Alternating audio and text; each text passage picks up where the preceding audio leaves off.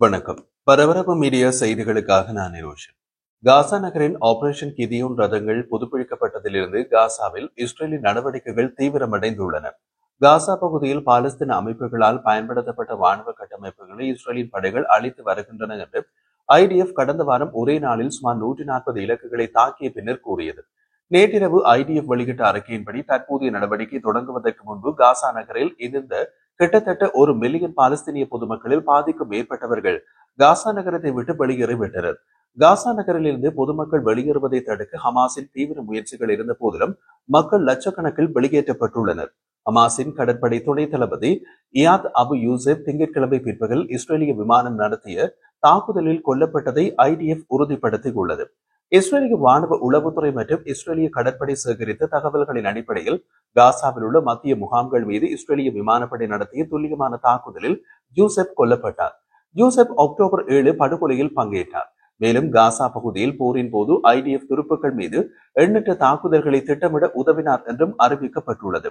சுமார் 2 ஆண்டுகளாக தொடரும் காசா போரில் ஹமாஸ் அதன் கடற்படை திறன்கள் அனைத்தையும் இழந்துவிட்டது. அதனால் ஹமாஸின் கடற்படை துணை தளபதி இயாத் அபு யூசப் தனிப்படையின் ஒரு யூனிட்டுக்கு தளபதியானார். உளவு தகவல்களின் அடிப்படையில் அவர் மீது இதற்கு முன் நடந்த 2 தாக்குதல் முயற்சிகள் வெற்றி பெறவில்லை என்று கூறப்படுகிறது. இஸ்ரேலிய ராணுவ படைகள் காசா நகரத்தில் தங்கள் தற்போதைய தாக்குதலை முடித்தவுடன் தற்போது லட்சக்கணக்கான இடம்பெயர்ந்த மக்களால் நிரம்பியுள்ள காசாவின் வேறு சில பகுதிகளில் புதிய தாக்குதல்களை நடத்த வாய்ப்புள்ளது என்று இஸ்ரேலிய முன்னாள் தேசிய பாதுகாப்பு ஆலோசகரும் ராணுவ ஜெனரலுமான ஜாக்கோப் அமிட்ரோர் கூறியுள்ளார். இஸ்ரேலிய பாதுகாப்பு படைகளில் பல தசாப்தங்களாக பணியாற்றிய பின்னர் 2011 முதல் 2013 வரை பெஞ்சமின் நேத்தன்யாகுவின் தேசிய பாதுகாப்பு ஆலோசகராக பணியாற்றிய ஜாக்கோப் அமிட்ரோர் காசா நகரத்தில் போர் முடிந்த பின் தெற்கு உள்ள நகரங்களில் ஐடிஎஃப் தாக்குதல்களை தொடங்க வாய்ப்பு இருப்பதாக கூறினார். அவரது கணிப்பின்படி காசா நகரத்தில் தாக்குதல் 3 மாதங்களில் தீவிரமான போர் என்ற விதத்தில் இருக்கும். ஹமாஸ் இயக்கத்தினரை காசா நகரிலிருந்து முழுமையாக அகற்ற 6 மாதங்கள் தேவை. அதன்பின் காசா நகரில் இருந்து எந்த அச்சுறுத்தலும் இல்லை என்பது உறுதியான பின்னர் மத்திய முகாம்களை பற்றி நாங்கள் முடிவு செய்வோம் என்று அமிட்ரோர் கூறினார். மத்திய முகாம்கள் என்பது மத்திய காசாவில் பெரிதும் கட்டமைக்கப்பட்டு நூசிரான் மற்றும் புரேஜ் அகதிகள் முகாம்களை குறிக்கின்றது. இரண்டும் காசாவின் வேறு இடங்களிலிருந்து இடம்பெயர்ந்த பாலஸ்தீனியர்களால் நிரம்பியுள்ளன. அவர்களும் மீண்டும் மீண்டும் விமான தாக்குதல்களுக்கு ஆளாகி உள்ளனர். இஸ்ரேலிய ராணுவ அதிகாரிகளுடனான சமீப கால கலந்துரையாடல்களின் போது மத்திய முகாம்கள் பகுதிக்கு பொதுமக்களை அனுப்புவதை தவிர்க்குமாறு காசாவில் உள்ள ராணுவ அதிகாரிகள் மீண்டும் மீண்டும் எச்சரிக்கப்பட்டுள்ளதாக தெரிவித்தனர். அந்த உரையாடல்களில் இருந்து எங்களுக்கு தெளிவான புரிதல் என்னவென்றால் ஐடிஎஃப் அங்கு செல்லும் என்பதுதான். இருப்பினும் அது இப்போது உடனடியாக நடக்குமா அல்லது காசா நகரில் ஐடிஎஃப் செய்ய வேண்டிய வேலைகளை முடித்த பின்னரா என்பது தெளிவாக தெரியவில்லை என்று கூறினார். ஆகஸ்ட் மாதம் நேத்தன்யாகு ஒரு செய்தியாளர் சந்திப்பில் மத்திய முகாம்களை பற்றி புதிய தாக்குதலின் 2ஆம் நிலை நோக்கமாக குறிப்பிட்டார். ஆனால் கூடுதல் விவரங்களை தெரிவிக்கவில்லை. பெரும்பாலும் காசா போர் தீவிரம் முடிந்த பின்னரே மத்திய முகாம்கள் பகுதிக்கு ஐடிஎஃப் செல்லும் என்று கூறினார். மற்றொரு புதிய பெரிய தாக்குதல் காசாவில் கடுமையான மனிதாபிமான நெருக்கடியை மேலும் அதிகரிக்கும்.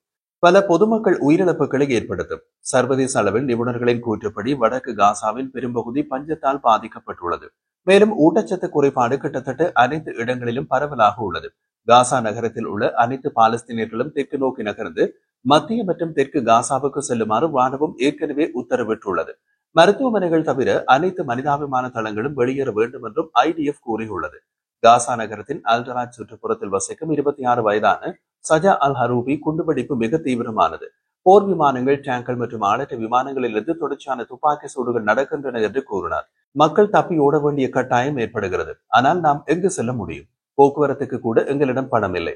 எல்லா இடங்களிலும் நிலைமை ஆபத்தானது என்றார். ஒரு காலத்தில் பரபரப்பான வர்த்தக மற்றும் கலாச்சார மையமாக இருந்த காசா நகரத்தின் ஸ்வாத்தஸ் இப்போது வாழ தகுதியற்ற இடிபாடுகளாக மாறிவிட்டன.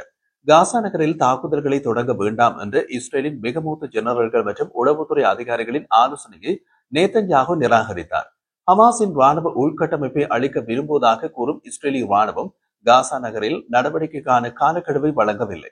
நேற்று திங்கட்கிழமை காசா நகரத்திலிருந்து இஸ்ரேலை நோக்கி நீண்ட காலத்தின் பின் ஒரு ராக்கெட் ஏவப்பட்டதாக ஐடிஎஃப் கூறியது.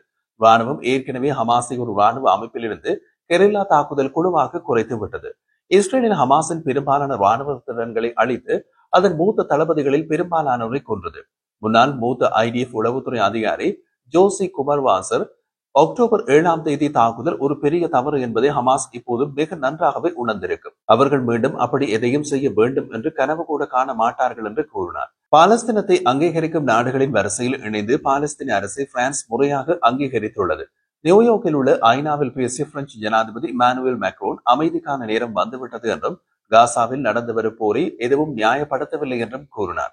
அத்துடன் பிரான்ஸ் வேறு சில நாடுகளுடன் இணைந்து காசாவில் ஒரு சர்வதேச படையை நிறுவும் திட்டம் ஒன்றில் பணியாற்றுகின்றது. ஐநா பொதுசபை கூடுவதற்கு ஒரு நாள் முன்பு நேற்று திங்கட்கிழமை பிரான்சும் சவுதி அரேபியாவும் ஒரு நாள் உச்சி மாநாட்டை நடத்தின. ஜெர்மனி, இத்தாலி மற்றும் அமெரிக்கா அதில் கலந்து கொள்ளவில்லை என்று G7 நாடுகள் கூறுகின்றன. பிரிட்டன், கனடா, ஆஸ்திரேலியா மற்றும் போர்ச்சுகல் ஞாயிற்றுக்கிழமை பாலஸ்தீனத்தை அங்கீகரிப்பதாக அறிவித்ததை தொடர்ந்து பெல்ஜியம், லக்சம்பர்க், மால்டா, ஆண்டனோரோ மற்றும் சான் மரீனாவும் பாலஸ்தீன அரசை அங்கீகரிக்கும் என்பதை மேக்ரோன் உறுதிப்படுத்தினார். காசாவில் அதிகரிக்கும் மனிதாபிமான நெருக்கடி மற்றும் மேற்கு கரையில் குடியேற்ற கட்டுமானம் தொடர்பாக இஸ்ரேல் மீது சர்வதேச அழுத்தம் அதிகரித்து வருகின்றது.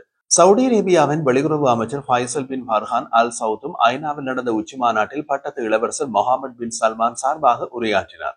பிராந்தியத்தில் நீடித்த அமைதியை அடைவதற்கான ஒரே வழி இரு நாடுகள் தீர்வுதான் என்று அவர் மீண்டும் தெரிவித்தார். காசாவில் நிலவும் சூழ்நிலையை தார்மீக ரீதியாகவும் சட்ட ரீதியாகவும் அரசியல் ரீதியாகவும் சகிக்க முடியாதது என்று ஐநா பொதுச் செயலாளர் அன்டோனியோ குட்டரஸ் குறிப்பிட்டார். இஸ்ரேலியர்களும் பாலஸ்தீனியர்களுக்கும் இடையிலான அமைதிக்கான ஒரே நம்பகமான பாதை இரு நாடுகள் தீர்வுதான் என்றார். அமெரிக்கா பாலஸ்தீன அதிகாரிகளின் விசாக்களை ரத்து செய்ததை தொடர்ந்து ஐநா பொதுசபையில் நேரில் கலந்து கொள்வதிலிருந்து தடுக்கப்பட்ட பாலஸ்தீன ஜனாதிபதி மஹ்மூத் அப்பாஸ் காணொலி இணைப்பு மூலம் மாநாட்டில் உரையாற்றினார். நிரந்தர போர் நிறுத்தத்திற்கு கோரிக்கை விடுத்த அவர் காசாவை நிர்வகிப்பதில் ஹமாஸுக்கு எந்த பங்கும் இருக்க முடியாது என்றார். ஹமாஸ் தங்கள் ஆயுதங்களை பாலஸ்தீன ஆணையத்திடம் ஒப்படைக்க வேண்டும் என்றும் அவர் குறிப்பிட்டார். ஆயுதங்கள் இல்லாத ஒருங்கிணைந்த பாலஸ்தீன நாட்டையே நாங்கள் விரும்புகின்றோம் என்றும் அவர் கூறினார். பிரான்ஸ் வகுத்துள்ள காசாவில் சர்வதேச படை என்ற திட்டத்தின் அடிப்படையும் அதுதான். பிரெஞ்சு திட்டத்தின் வரைவின்படி காசாவில் IDF மாற்றீடு செய்ய ஒரு சர்வதேச படையை நிறுவுவதையும் போர் முடிந்ததும் ஹமாஸிடமிருந்து ஆயுதங்களை நீக்குவதையும் அந்த திட்டம் நோக்கமாக கொண்டுள்ளது. சர்வதேச ஆதரவுடன் கூடிய பிரகடனத்தை செயற்படுத்துவதே இந்த திட்டத்தின் நோக்கம். பிரெஞ்சு திட்டம் இரு நாடுகள் தீர்வு, ஹமாஸிடமிருந்து ஆயுதங்களை நீக்குதல் மற்றும் காசாவில் உள்நாட்டு பாதுகாப்பை பாலஸ்தீனிய அதிகார சபைக்கு படிப்படியாக மாற்றுதல் ஆகியவற்றை கூறுகின்றது. இந்த முன்மொழிவு இடைக்கால படையை வழிநடத்தும் பல நாடுகளை முன்னிறுத்துகிறது. குறிப்பாக எகிப்து, ஜோர்டான், சவுதி அரேபியா, ஐக்கிய அரபு அமீரகம் மற்றும் கத்தார் ஆகியவை விருப்பமான வேட்பாளராக குறிப்பிடுகின்றது. நியூயார்க் பிரகடனத்தில் சர்வதேச படையை காசாவில் நிலைநிறுத்துவது பற்றி ஏற்கனவே விவாதிக்கப்பட்டது. நியூயார்க் பிரகடனம் ஜூலை மாதம் பிரான்ஸ் மற்றும் சவுதி அரேபியாவால் இணைந்து வழங்கப்பட்டது. பின்னர் இந்த மாத தொடக்கத்தில் கத்தார் மற்றும் எகிப்து உட்பட அரபு நாடுகளால் அங்கீகரிக்கப்பட்டது. திட்டத்தின்படி பாலஸ்தீன அதிகார சபையின் அழைப்பின் பேரில் சர்வதேச படை காசாவுக்கு செல்லும். ஐக்கிய நாடுகள் சபையின் வழிகாட்டுதலின் கீழ் ஐநா கொள்கைக்கு இணங்க சர்வதேச படைகள் காசாவில் செயல்படும். தேவைகளை பொறுத்து மாற்றப்படக்கூடிய சர்வதேச படைகளின் நடவடிக்கைகள் பாலஸ்தீனிய பொதுமக்களுக்கு பாதுகாப்பு வழங்கும். அமைதி காக்கும் படைக்கும் சர்வதேச படைக்கும் இடையே என்ன வேறுபாடு உள்ளது? சர்வதேச படையின் பணிகள் குறித்து பிரெஞ்சு மொழி ஆவணத்தில் அதற்கு விளக்கம் கொடுக்கப்பட்டுள்ளது. ஐக்கிய நாடுகளின் அமைதி காக்கும் நடவடிக்கை PKO அல்லது ஒரு சிறப்பு அரசியல் பணி SPM வடிவத்தில் அமைதி காக்கும் படை செயற்படுகின்றது. அது இரு எதிர்த்தரப்புகளுக்கு இடையே அமைதியை பேணுகின்றது. ஆனால் போருக்கு பின் காசாவில் இஸ்ரேலிய ராணுவம் இருக்காது, ஆயுதங்களுடன் ஹமாஸ் இருக்காது. அதனால் இரு எதிர்த்தரப்புகளுக்கு இடையே அமைதியை பேணுவதற்கு அவசியம் இருக்காது. சர்வதேச படை காசா பொதுமக்கள்